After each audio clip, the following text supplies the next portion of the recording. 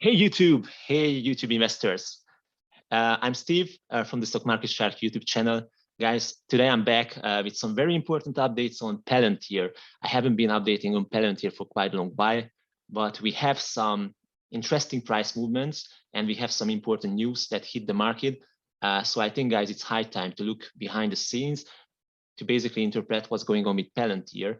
And guys, this channel is about analyzing stocks and identifying good investment opportunities. So this is a no hype channel.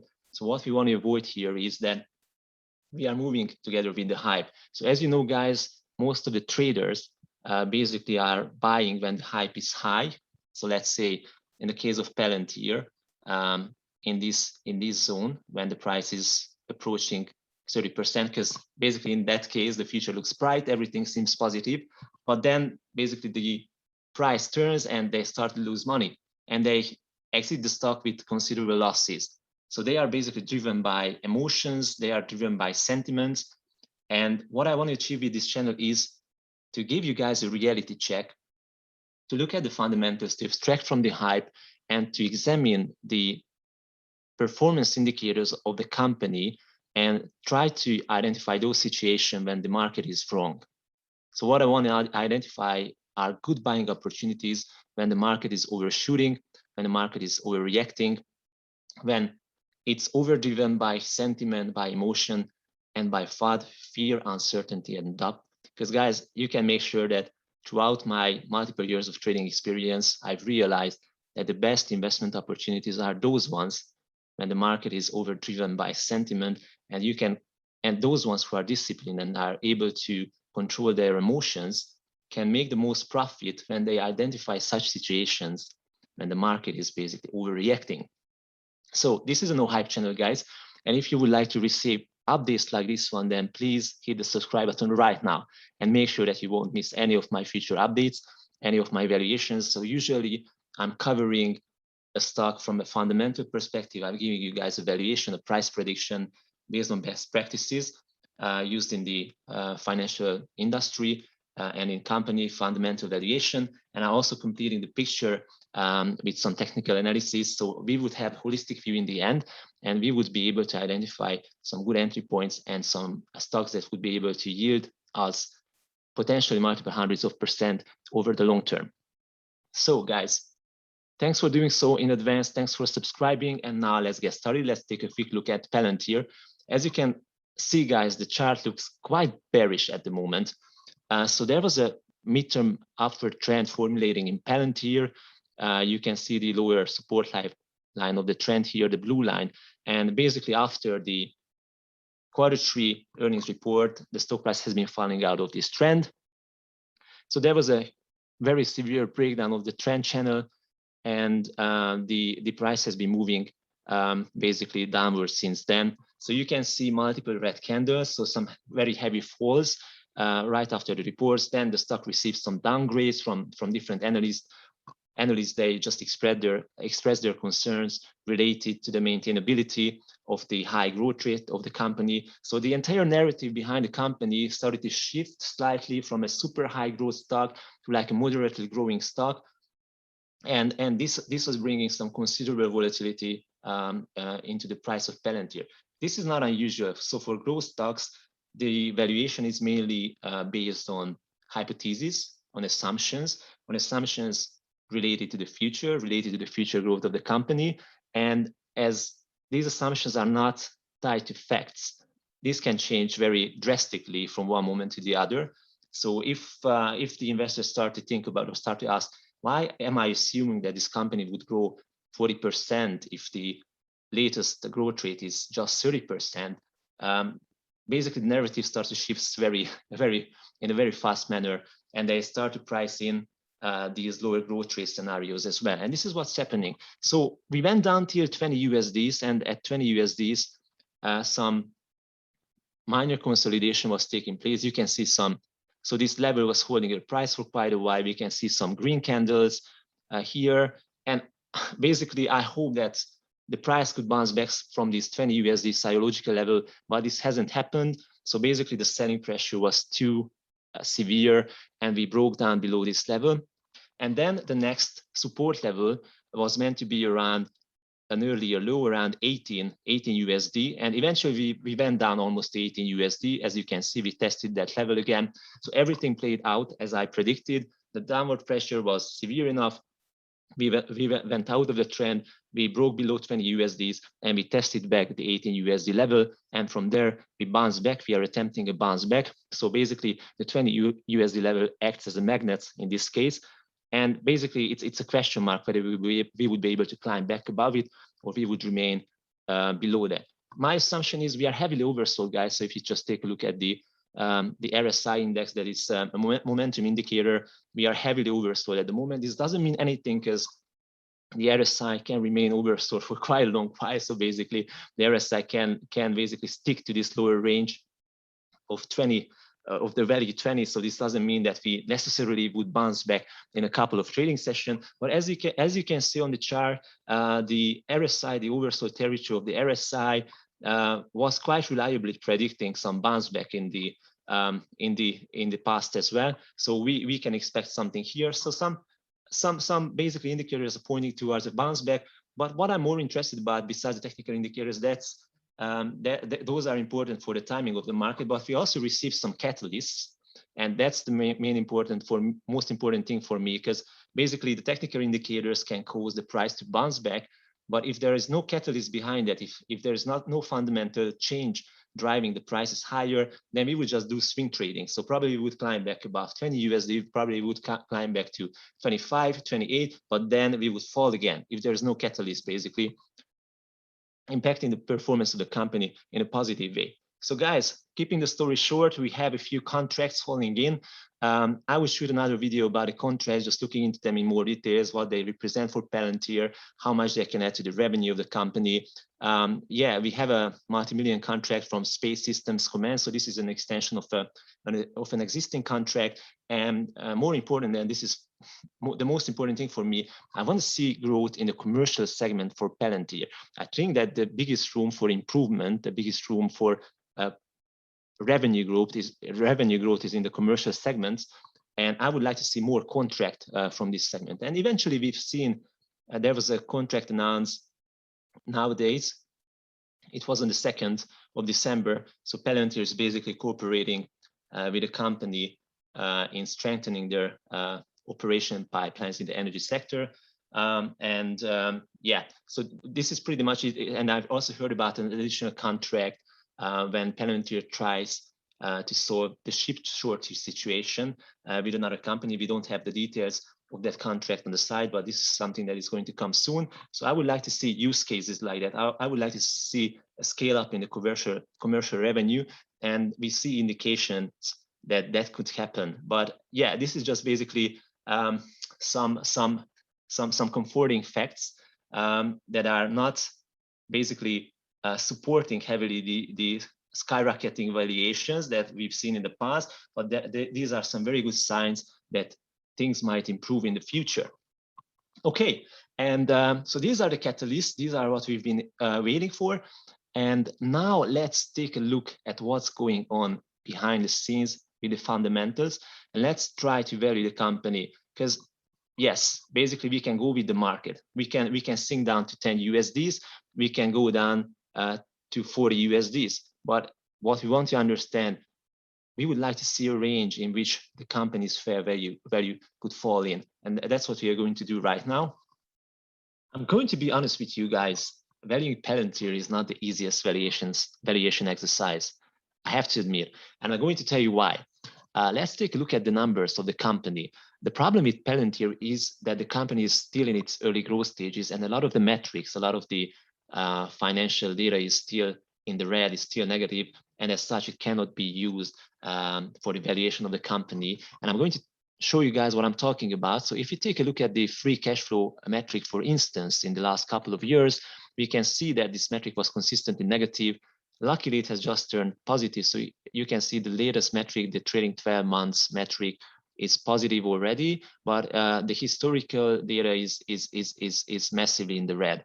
And the story is the same for other metrics as well. For instance, let's take a look at the income statement.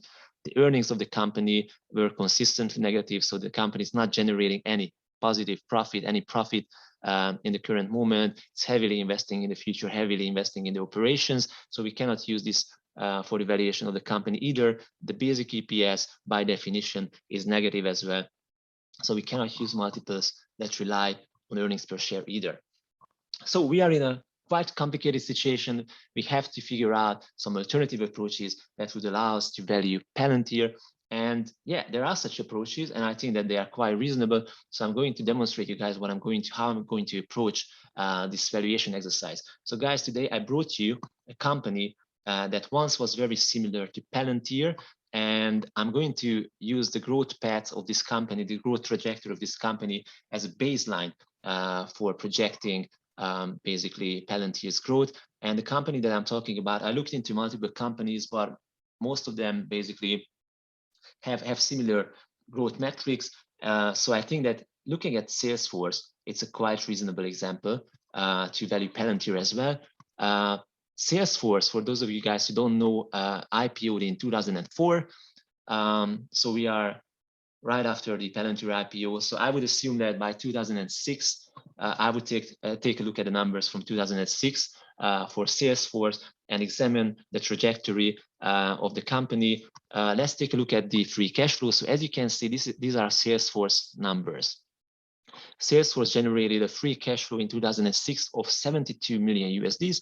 And you can see the huge improvement in the free cash flow metrics by 2016. So in 2016, the company generated almost 1.5 billion USDs in free cash flows. I already calculated, you guys, the compounded annual growth rate of the free cash flows in that 10-year period. It's 35%. So that's what we are going to use as a baseline for Palantir's valuation as well.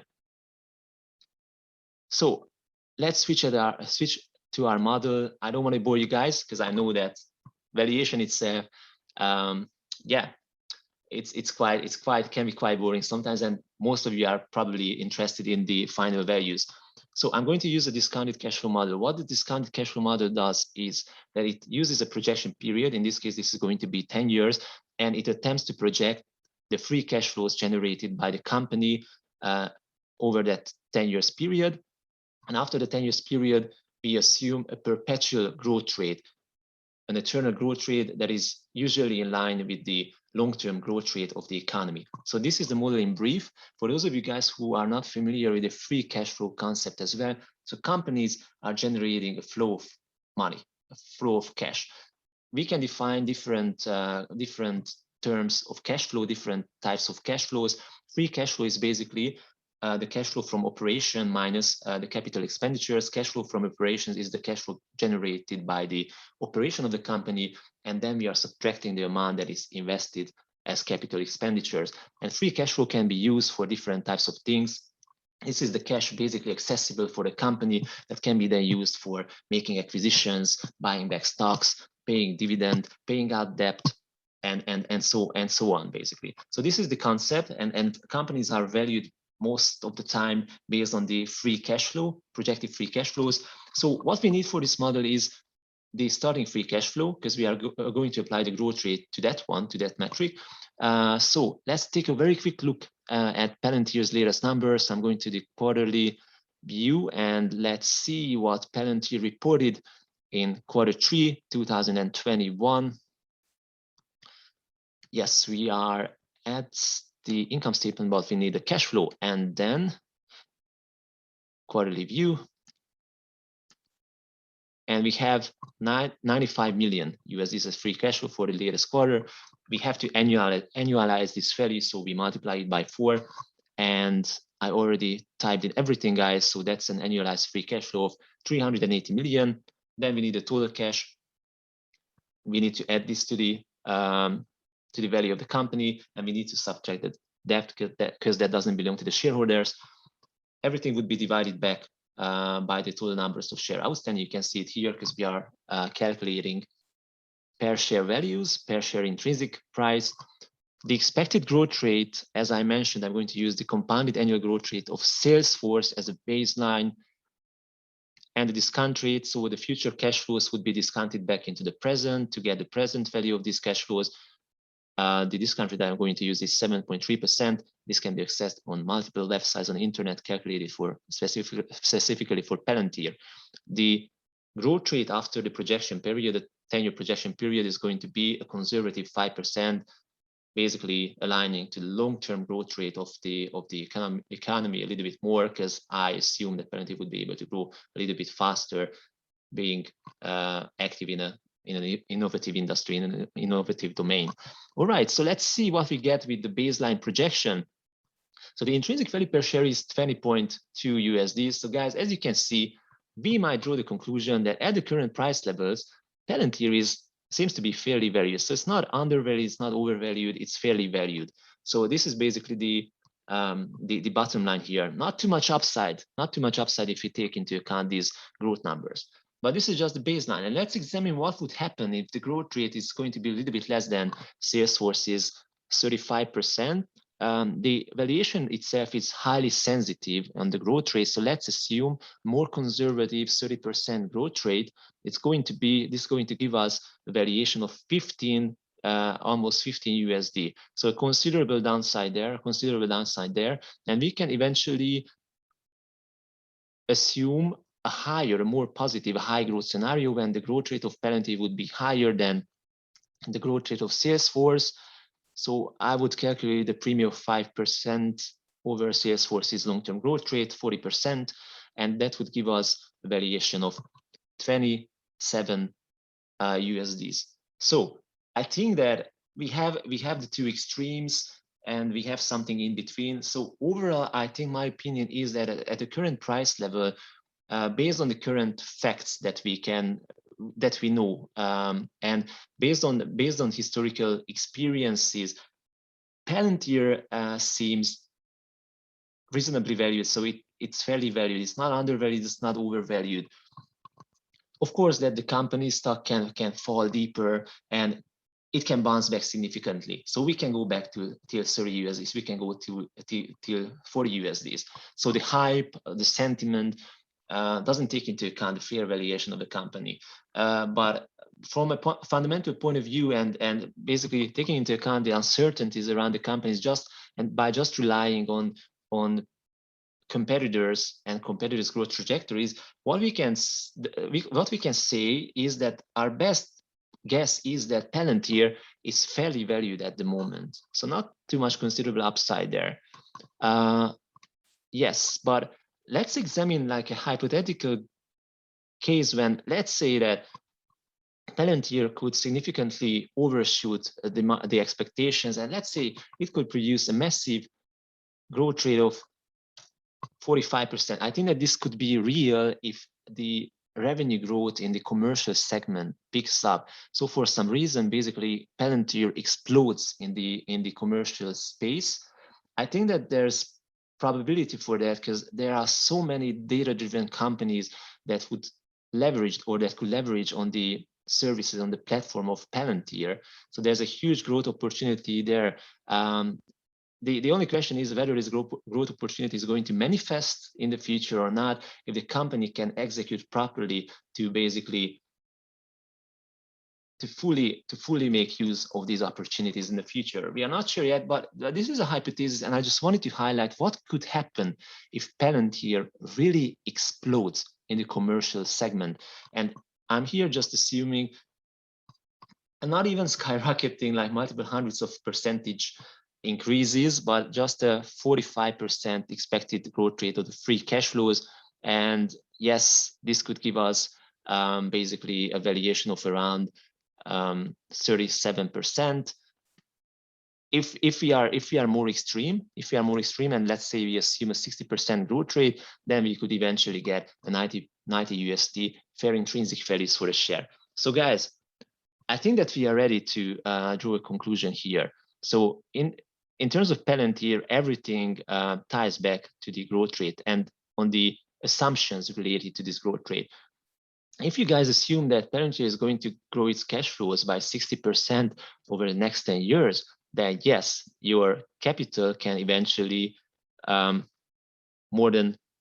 be more than 4 times what it's worth today. If we just stick to our more conservative valuation, because currently everything is assumption, so we can see no indications that the company, besides the size of the market, we see no indications that the company can grow like much faster than Salesforce did after its IPO. So if we stick to that valuation, we can say that the company is fairly priced at the moment. If basically the company doesn't meet these high growth expectations, yes, there is a chance that the stock price can be massively hit. There's a chance that the stock would worth half as its value today. So that's why I'm saying, guys, that there's a quite attractive risk-reward ratio here with Palantir, but you have to be cautious, and please take my advice and don't put all your eggs into one single bucket. So please diversify, and please just keep one fraction of your portfolio on Palantir, even if it seems to offer a very good risk-reward ratio.